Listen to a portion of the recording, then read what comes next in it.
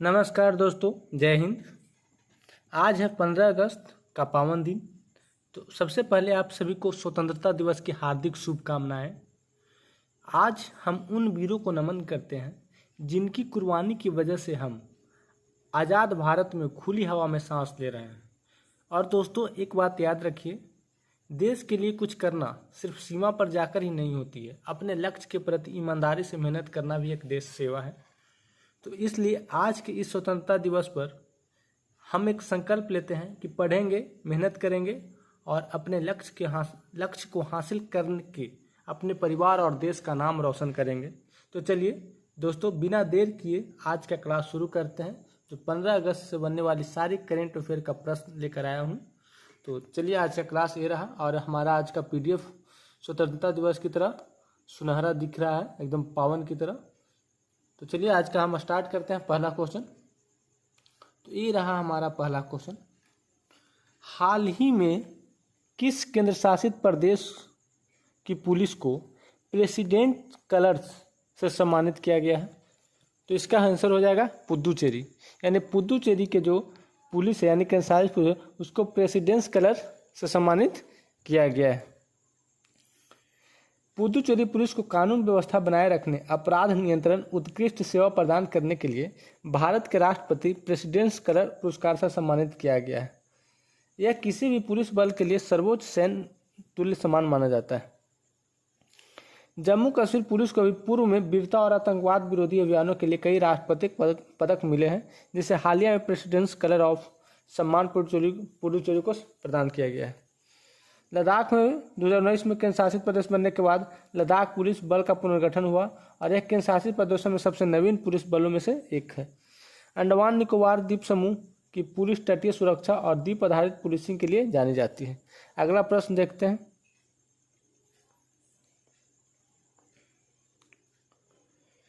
हाल ही में खेती में महिला ड्रोन ऑपरेटर्स का नया कैडर बनाने के लिए बैटरी वान मंगल योजना किसने प्रारंभ की है?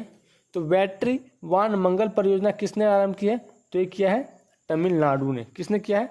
तमिलनाडु सरकार ने कृषि के आधुनिक तकनीकों के जुड़ाव और महिलाओं के सशक्तिकरण के उद्देश्य से बैटरी वान मंगल परियोजना शुरू किया है। यह ग्रामीण महिलाओं को कृषि ड्रोन उड़ाने और रख रखाव का प्रशिक्षण देकर नया कैडर बनाया जा रहा है। केरल की बात करें तो केरल अपनी कुदुम्बश्री पहल के तहत महिला सशक्तिकरण और तकनीक के इस्तेमाल में अग्रणी रहा है। आंध्र प्रदेश की बात करें तो आंध्र प्रदेश प्राकृतिक खेती RYSS तकनीक स्मार्ट एग्रीकल्चर को बढ़ावा दे रहा है।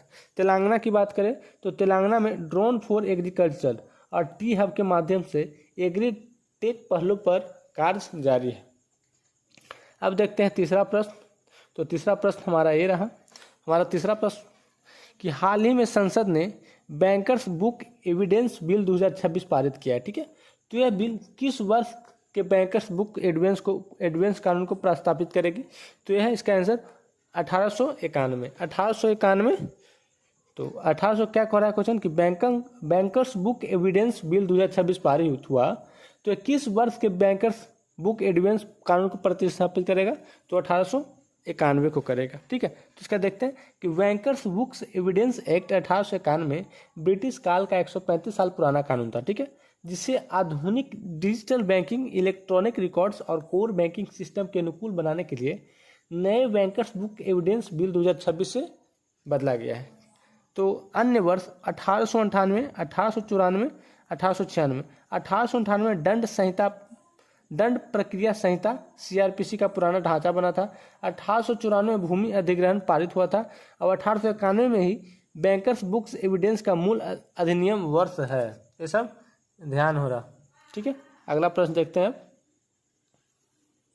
अगला प्रश्न हमारा है चौथे नंबर का। हाल ही में केंद्र सरकार ने किस राज्य केंद्र शासित प्रदेश के 27 भौगोलिक जगहों के नामों को मानकीकृत किया है? तो ये हो गया अरुणाचल प्रदेश। कौन हो जाएगा? अरुणाचल प्रदेश है जो जहां 27 भौगोलिक जगहों के नामों को मानकीकृत किया है। ठीक है, अगला प्रश्न। सिक्किम, जम्मू कश्मीर और लद्दाख 2019 के पुनर्गठन के बाद सिक्किम भारत का पहला पूर्ण जैविक राज्य है जहां सीमा सुरक्षा बल है।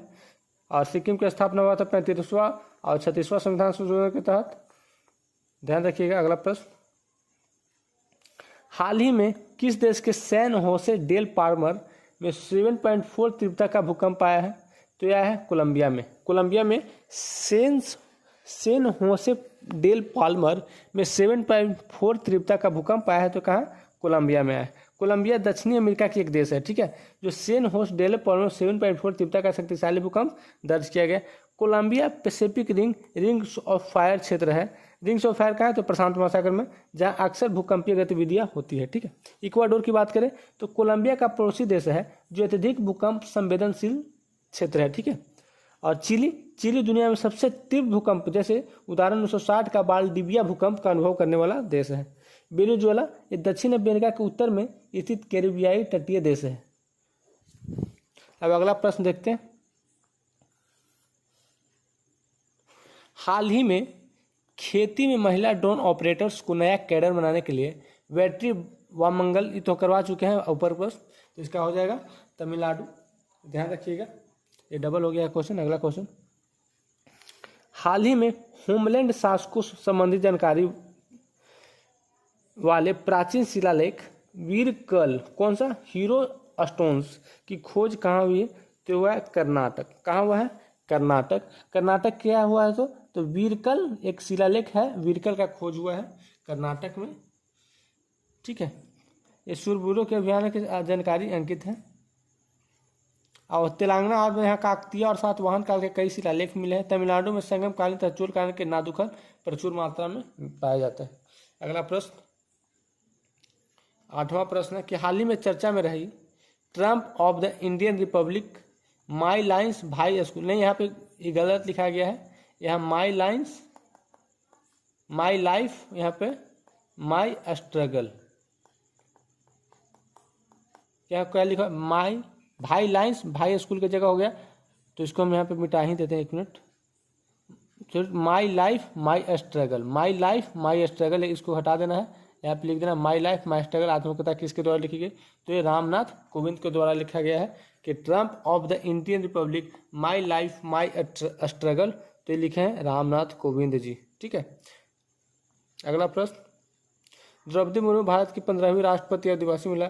सीपी राधाकृष्णन महाराष्ट्र के राज्यपाल, पूर्व झारखंड राज्यपाल।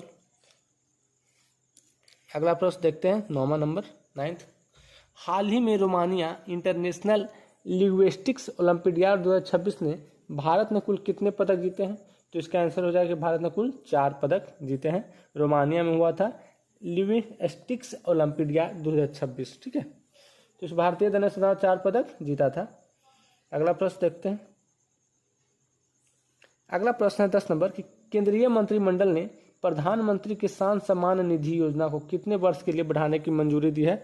तो प्रधानमंत्री किसान सम्मान निधि योजना को 5 वर्ष बढ़ाने की मंजूरी दिया गया है केंद्रीय मंत्रिमंडल द्वारा। इसके तहत क्या है कि किसानों को सीधी वित्तीय सहायता प्रदान करने वाली महत्वाकांक्षी पीएम किसान योजना है, जिसके 6,000 की 3 किस्तों में दी जाती है, यानी 6,000 की राशि 3 किस्तों में दी जाती है। और ये मंत्रिमंडल ने 5 वर्षों के लिए विस्तारित करने की स्वीकृति है। पीएम किसान 24 फरवरी 2019 को उत्तर प्रदेश के गोरखपुर से प्रधानमंत्री नरेंद्र मोदी द्वारा प्रारंभ किया गया था। ये ध्यान रखिएगा, 24 फरवरी 2019 कहाँ से? तो उत्तर प्रदेश के गोरखपुर से, ठीक है। अगला प्रश्न देखते हैं। अगला प्रश्न हमारा कह रहा है कि किस देश में इबोला वायरस, कौन सा वायरस? इबोला वायरस के प्रकोप की वजह से 1700 से अधिक लोगों की मौत हुई है। तो इसका आंसर हो जाएगा DRC कांगो। कहाँ हो जाएगा? DRC कांगो में इबोला वायरस से 1700 से अधिक लोगों की मृत्यु हो चुकी है, ठीक है। इसका WHO ने इसके लिए सतर्कता जारी किया है। इबोला वायरस क्या है? 1976 में पहली बार इबोला नदी के पास खोजा गया था, ठीक है, इसलिए इसका नाम इबोला वायरस रखा गया है। अगला प्रश्न देखते हैं 12 नंबर। तो 12 नंबर हमारा प्रश्न है कि हाल ही में हंगरी की राष्ट्रपति नियुक्त या चयनित हुए हैं। तो कौन हुए? एड्रांस बाका। एड्रांस बाका है जो हंगरी के राष्ट्रपति नियुक्त हुए हैं, ये ध्यान रखिएगा। विक्टर ओरबान कौन है? तो हंगरी के लंबे समय से सेवा दे रहे हैं प्रधानमंत्री थे। पीटर मैग्यार कौन है? तो हंगरी में विपक्ष के प्रमुख नेता और पूर्व राजनयिक हैं। तमास सुल्यान कौन है? हंगरी के पूर्व राष्ट्रपति और संवैधानिक अदालत के प्रमुख हैं। ये ध्यान रखिएगा कि हंगरी के राष्ट्रपति कौन हुए? एड्रांस बाका। 13 नंबर का प्रश्न देखते हैं। 13 प्रश्न कर रहा है अंतर्राष्ट्रीय भाषा विज्ञान ओलंपियाड, ठीक है, किस देश में आयोजित किया गया है? तो ये किया गया था रोमानिया, जहाँ से भारत ने 4 पदक जीता था, ठीक है, ये हम करवा चुके हैं। अगला प्रश्न देखते हैं, किस दिन हर साल विश्व अंगदान दिवस मनाया जाता है? World organ donation day. तो कब मनाया जाता है? 13 अगस्त को मनाया जाता है। 12 युवा दिवस मनाया जाता है, ठीक है, अंतर्राष्ट्रीय युवा दिवस। 10 अगस्त को विश्व जैन ईंधन दिवस मनाया जाता है। विश्व शेर दिवस भी मनाया जाता है। 13 अगस्त को अंगदान के प्रति जागरूकता फैलाने और मृत्यु के बाद अंगों को दान को प्रोत्साहित करने के लिए प्रतिवर्ष 13 अगस्त को विश्व अंगदान दिवस मनाया जाता है। ध्यान दें कि भारत में राष्ट्रीय अंगदान दिवस 3 अगस्त को मनाया जाता है। भारत में राष्ट्रीय अंगदान दिवस पूछे राष्ट्रीय तो 3 और विश्व पूछे तो 13, यानी भारत में 3 और विश्व क्या जाए तो एक आगे लगा देना है, यानी 13, ठीक है। अगला प्रश्न देखते हैं 15 नंबर कि चर्चा में रही fractured communities Adivasi histories and the politics of the power नामक पुस्तक किसने लिखी है? तो इसने लिखी है उमर खालिद ने। किसने लिखे हैं?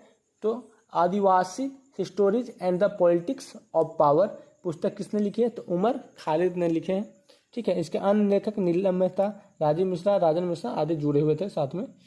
ये आदिवासी के बारे में बतलाया गया है, आदिवासी इतिहास को। अब अगला प्रश्न देखते हैं 16 नंबर क्वेश्चन, ठीक है, कि भारत में, एक मिनट इसको रेड कर लिया जाए, हाँ, कि भारत में विभाजन विभीषिका स्मृति दिवस किस तारीख को मनाया जाता है? तो ये मनाया जाता है 14 अगस्त को। कब मनाया जाता है? 14 अगस्त को। 1947 में भारत के विभाजन के दौरान अपनी जान गंवाने वाले विस्थापित हुए लाखों लोगों के कष्टों व बलिदानों की याद में प्रधानमंत्री नरेंद्र मोदी ने 2021 में 14 अगस्त को विभाजन विभीषिका स्मृति दिवस के रूप में मनाने की घोषणा किया है।